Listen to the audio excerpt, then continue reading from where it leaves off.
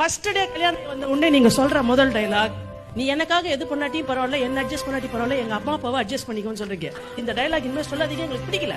உங்ககிட்ட சொல்ல முடியாம, உங்க எதிர காட்டிக்க முடியாம எவ்வளவு பொம்பளைங்க பாத்ரூம்ல மட்டும் அழுதுட்டு ஒண்ணும் இல்லைங்கன்ற மாதிரி மேக்கப் போட்டுட்டு வெளியே வராங்க தெரியுங்களா?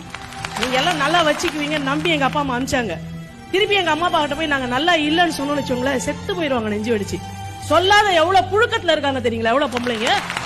தமிழ் கலாச்சாரம், இந்திய பண்பாடு, குடும்பம்னு பேசுனீங்கல்ல. தமிழ் கலாச்சாரத்தை பொறுத்தவரை ஒரு ஆண் ஒரு பெண்ணை மட்டுமே திருமணம் செய்து கொள்ளுகிறான்.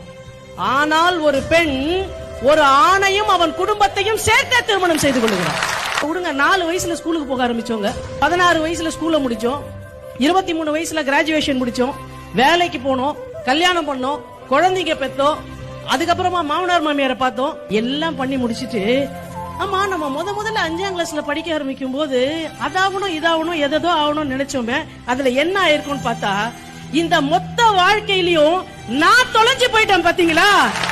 ஒரு நல்ல டீயை வச்சுக்கிட்டு மழை வரும்போது அழகா அதை பார்த்து சாப்பிடணும், இன்னைக்கு காலார நடந்து ஒரு ரவுண்டு போயிட்டு வரணும். இந்த சின்ன சின்ன எல்லா விஷயமும் என்னை விட்டு காணாம போய் அந்த உடைவு ஒவ்வொரு மனிதனோட வாழ்க்கையிலயும் ஏதாவது ஒரு தருணத்துல நடக்குதா இல்லையாங்க?